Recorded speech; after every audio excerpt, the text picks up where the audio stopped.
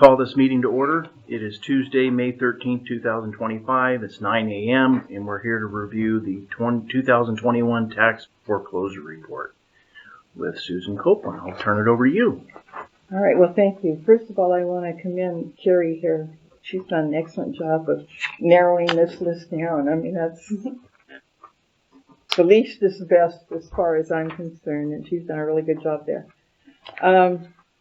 Actually, there isn't too many surprises here, so we'll just go over them real quick.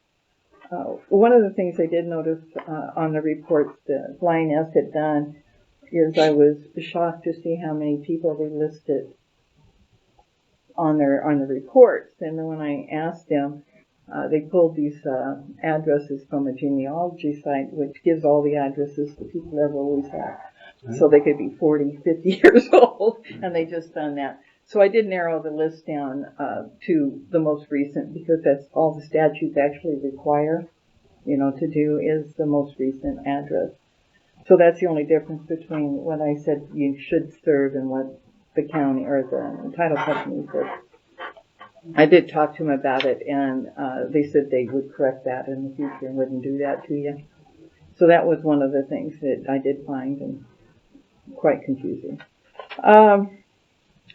So let's start with tax parcel number A010000D009A, which is Fred B. Stone and Donna Stone. This property, part of this property could be in the True Blue mill site, and it would actually require a survey to determine this. This is not unusual.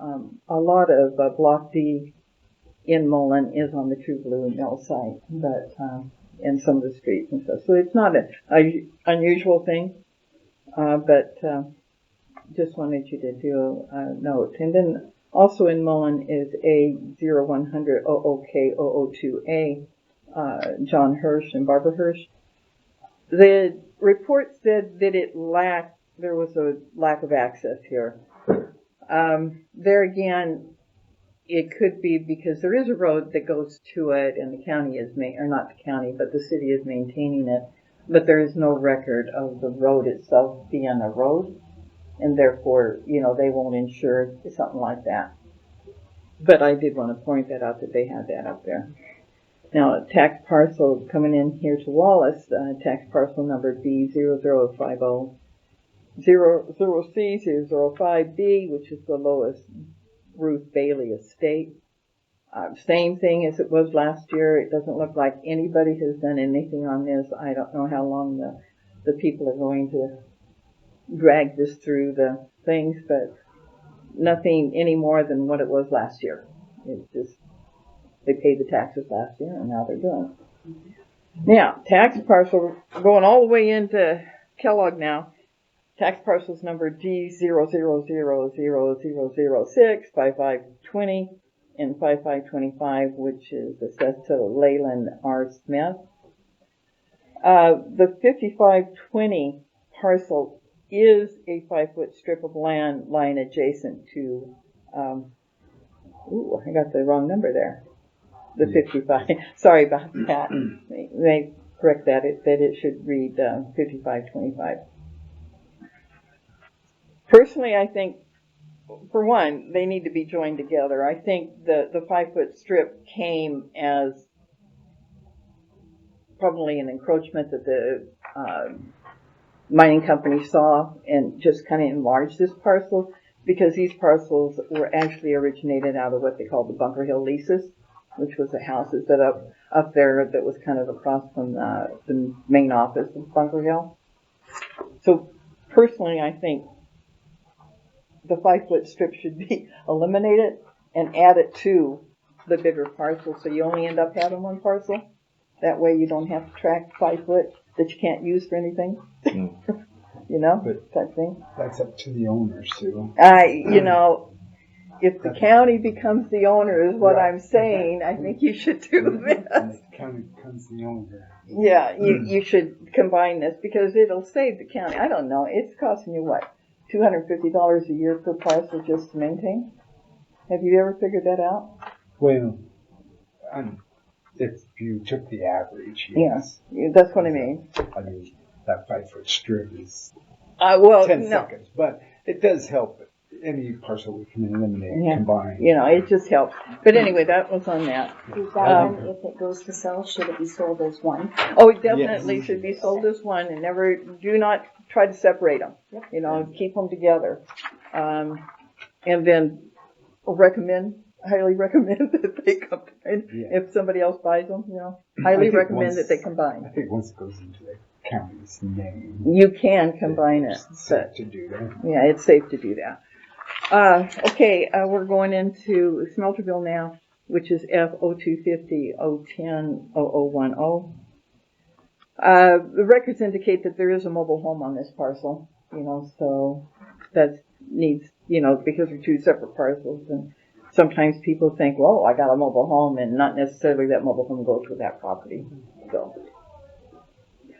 down in Marsh, okay, this is Silverton, 2200-008-011A. Philip G. Marsh is deceased, and there is no probate mentioned, but he is deceased. Tax parcel number 2400-077A. This is property in Murray, and it's kind of subject to erroneous legal description used in the chain of title. In other words, the town of Murray really isn't an official plat, so you have to do a meets and bounds description in order to describe it, but it's been carried as kind of lot and block. But I was able to ascertain meets and bounds description from several surveys that's in the Murray area. But there shouldn't be anything wrong with meets and bounds because it is the property that's being occupied. But if somebody got a title report, they say, hey, calling it this and it's this, and to get the two straightened around. Tax parcels number, these are in Kingston, 02925, 17B, and of course the 48 N02E 0690, which is the Vincent N. Ferry and Carol J. Ferry property. There's a common ownership. These two parcels need to be kept together because if you sever them, then you're going to have a lack of access to one of them. Because one of them's in front of the borders the street, the other one's behind it, so they need to be kept together is all, in order to maintain integrity. Okay, 42 N02E 027,000. That must be in the... Down south. Well, it's down south. I'm thinking Calder. Yeah. Does that sound about right? Or maybe even Clarkia. Clarkia, Calder, yeah, in that area. Report indicates that this parcel has a lack of access. There again, it could be a Forest Service road that goes to it. Forest Service roads aren't considered public roads for title insurance purposes, so that's probably why they would do this. There probably isn't a problem getting there, but there's not going to be an insurable right to get there. So it's just kind of buyer beware on that one. Tax parcel 42 N02E 067975, and I think it is Clarkia now that you mentioned it, is Lamont Eugene Wilson Trust. One of the trustees was a Joanne Wilson.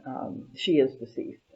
But what we did in that case is I think I listed her heirs to serve out, her daughter and her son. So there shouldn't be a problem there. And then we're going into 48 N02E01 9100 in section 120150, which is Marvin and Pamela Clinch and others. This one, access might be by way of easements and permits, but the report does indicate it does have a lack of access. And the fact that these two parcels have numerous ownerships in care of Private Capital Group, Inc. I mean, what was it, 90 apiece? Yeah. So what I did to try to, there's 90 of them, okay? And what I did for mailing stuff is I put these two on one mail and just had Carrie put both of them in one envelope to try to save you monies for that. And there shouldn't be any problem with that because we've listed both of them. Right. And hopefully, I wish, like I said, I wish they wouldn't do that. This is just up on the mountain in Kellogg, heading west. Where the mine plant is and stuff. So that's where the cutoff is. If you can kind of imagine the old office building, that would be in section 6. And then if you kind of go down where the purchasing department was, that's in section 1. So, I mean, that's kind of where the cutoff is. And that's where this is, up on the hill. Those claims and stuff. All right, account. I did get this corrected with the title company. The report indicated that the title depended on the sufficiency of tax foreclosures that were in 1995. And I did point out to them that exceeded the adverse possession timeline. So they said they would remove that interest, so there shouldn't be a problem. Okay? So I didn't have them, I don't think, we tried to notify the Stevens estate or anything. Okay, tax parcel 48 N03E10 2450, which is up Big Creek area. There is a private roadway, and as such, the property is going to be subject to the use of that private roadway. The roadway has been established, but it is a private road, and people need to know that the county isn't going to go up there and plow it, type thing. 48 N04E 264350. This is up 9 Mile, and they're saying that, hey, there might be some gaps and overlaps on this parcel. In other words, there might be, it doesn't connect with the other one. There might be a little gap in there, but that's not any of your real concerns. 49 N01E 264200. Access appears to be way of the CCC road, which is also a Forest Service road. Here again, Forest Service roads aren't considered public access roads, but there generally isn't any problem with people because it's been that way for years, type thing. But they need to understand that there again, it's not something that can be insured for access, for title. And now we're going to get to the problem that the title company couldn't figure out and sent me in here to bug Jim or Jerry, which is the Inland Inventory Resources MC0256. Like I say, the title company having problems with this, and I'll be honest with you, I also did because I couldn't ascertain really what was being assessed by the county. So, to the best of my knowledge, this is really what happened. First of all, it's my belief that the tax parcel is a mineral interest only, which was retained by Hecla Mining Company when they conveyed the surface to LP in 1992. In 1994, Hecla conveyed property to Inland Aquatech, Precious Metals, under a certain deed, and what they described were the sites in the Freeman, which is MS 3058, the Ohio MS 2283, and the Dora MS 3041A, wherein the timber was reserved by Hecla. Now that kind of threw me because, if the timber is being reserved, you would think that the mining claims would have the surface. Mm-hmm. And so that, it screwed with Janelle's head, and I had to sit down. But there was other things on that parcel number, or on that deed, that was surface. So, that's how it was. And then I thought, well, maybe they got an underground greenhouse. But, that was another thing.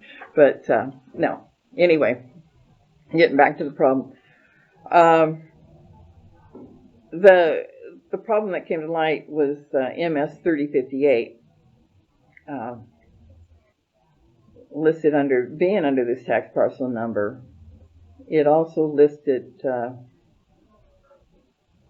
the 2283 and the 3041A isn't listed as per the sheet. I mean, they called it,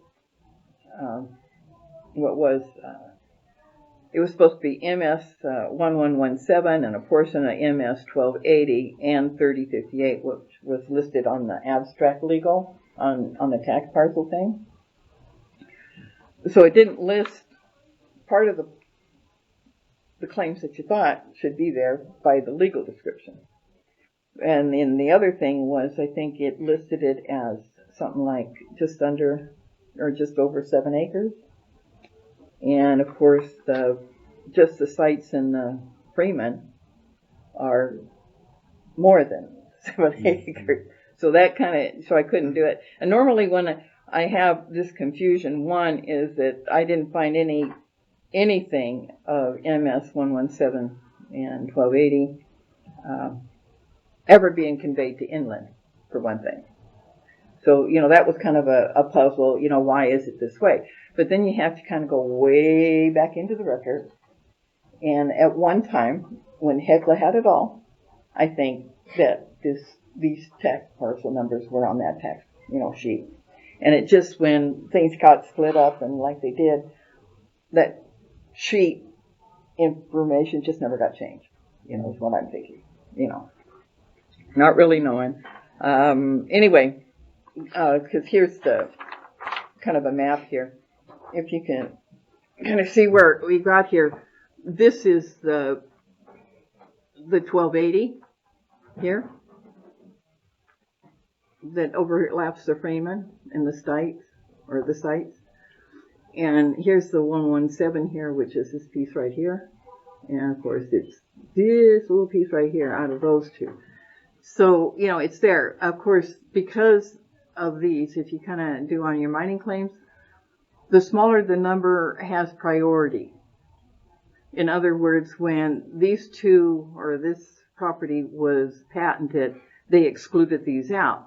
Now, that could be the difference in the acreage, that it was excluded out of those two. But it never accounted for the other claims that were listed on the deed. And like I say, normally when I have that kind of confusion in my head, I would go down and say, pull up the map and tell me what you're saying. But unfortunately, I don't have that anymore because you're not doing that on site anymore. And, only works part-time and on weekends, and I don't want you to talk to him, and, it's just something, okay, I needed to see. So, deduction. The only thing it could be is what is the deed is, and whatever acreage it is. I have established that whatever it was mineral interest only, so that's it. So the legal description used was what was in the deed.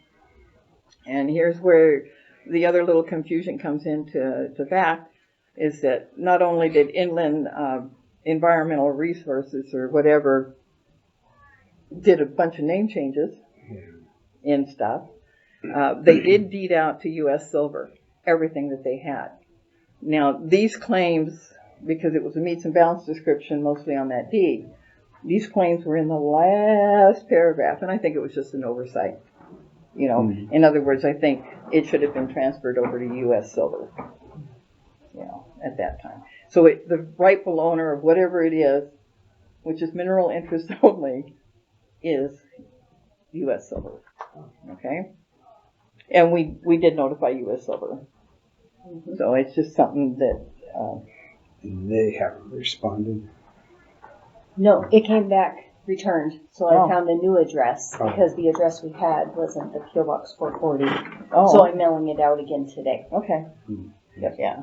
But I think county should be switching the records over to U.S. Silver, because Inland does not have any interest at all. I mean, that established whatever they got, they conveyed out. So they have nothing.